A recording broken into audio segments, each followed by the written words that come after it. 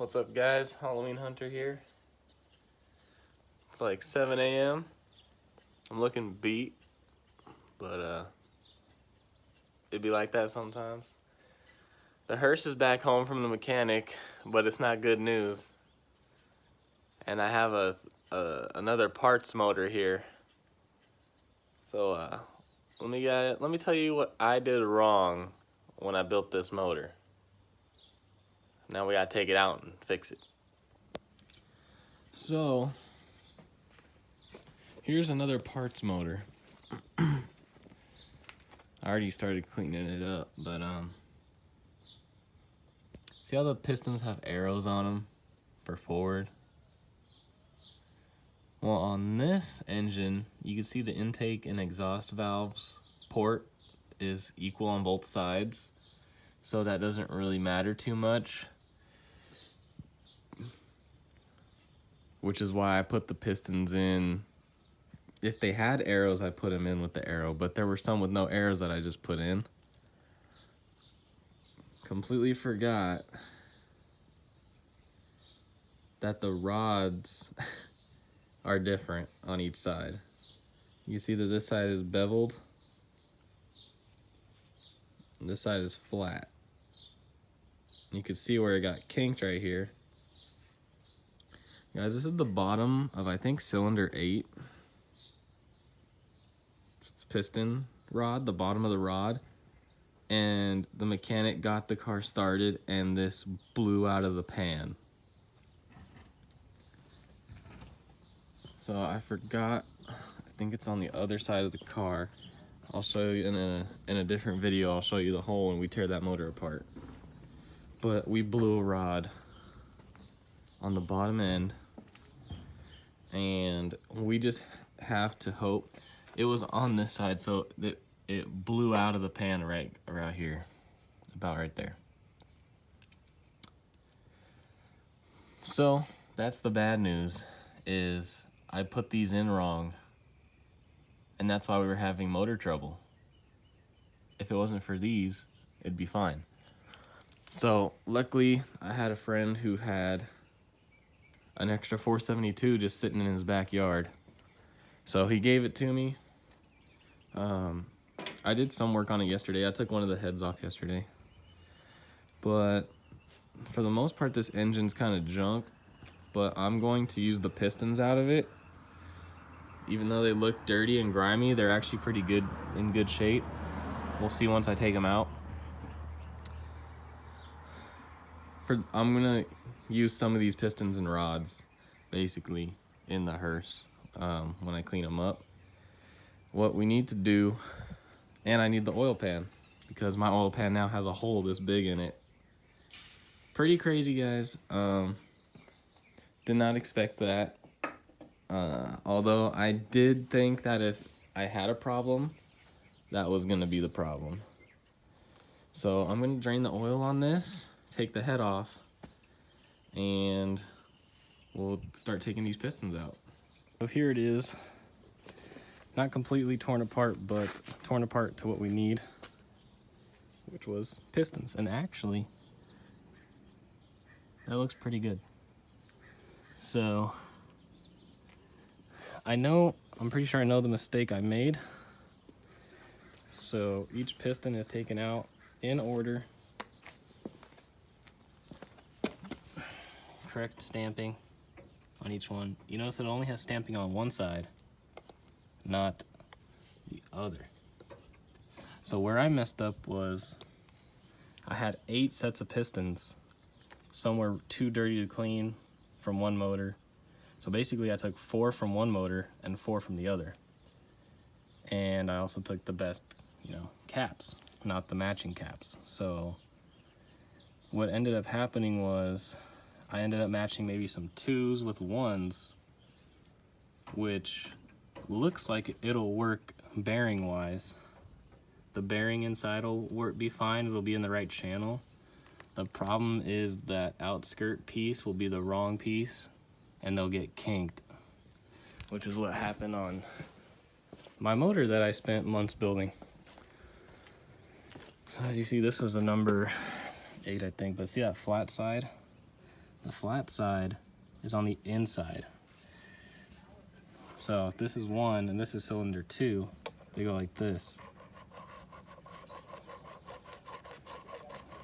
Alright, I had it basically something like that, which you would think would be fine, and it might be fine on this inside piece where it's rubbing, but this side being against the crank is probably where it got kinked, or maybe even having 2 sides like this opposite got kinked.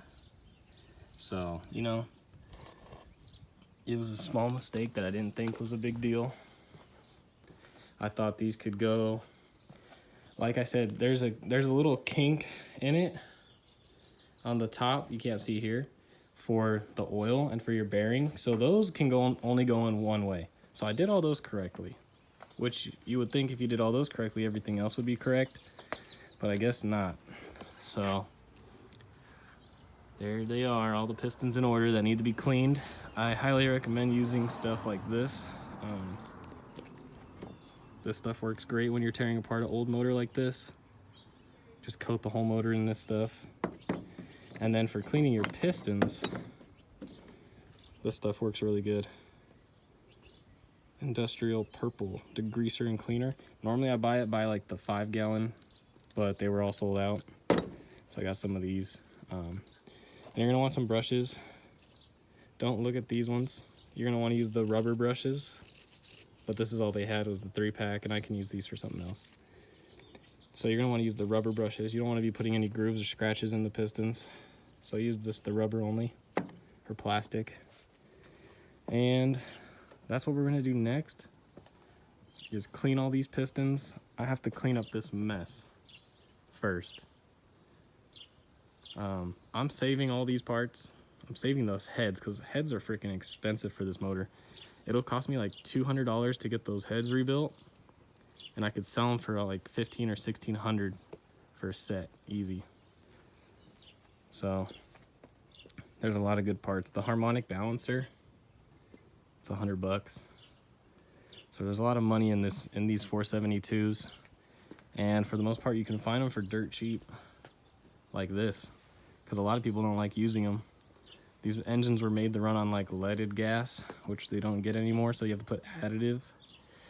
And although it's like a love and hate thing, I know a lot of people who love these Cadillac 472 500s, and I know a lot of people who would rather go with the big block Chevy, like a 454.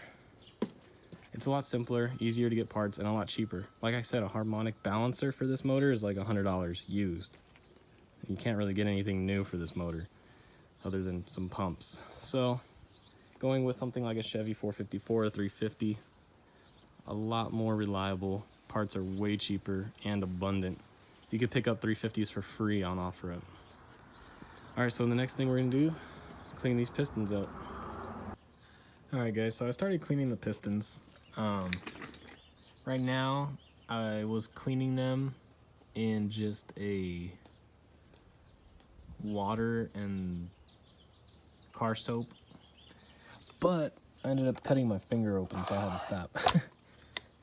But this is just the first cleaning with soap and water. Pretty good.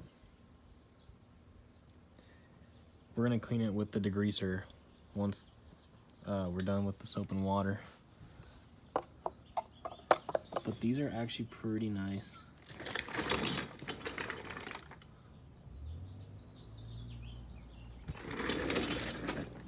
But I sliced my thumb and I sliced my finger pretty good on a piston ring. Huh. Thank you guys for watching this video. I know it hasn't been the most fun. It's probably the saddest video of this series because now the hearse is here again, not running.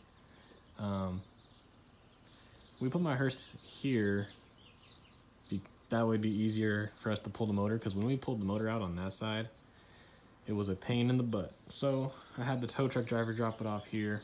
There's a lot of room in the front where we can get the cherry picker and get that motor out. Probably gonna take the motor out in about 2 weeks, because I'm building some coffins right now for some customers.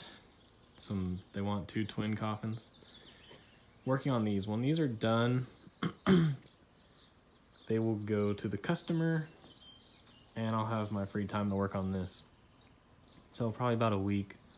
Next week I'll film me tearing that apart. I'll have the pistons fully cleaned by then. They'll look beautiful, and we can put these new pistons in the correct order, in the correct way in the motor, and check and see if anything else broke that was in there when that rod came undone and snapped. And we will be back next time. Hopefully within a week I can get this motor out, start working on that. Thank you guys for watching, and I'll see y'all soon.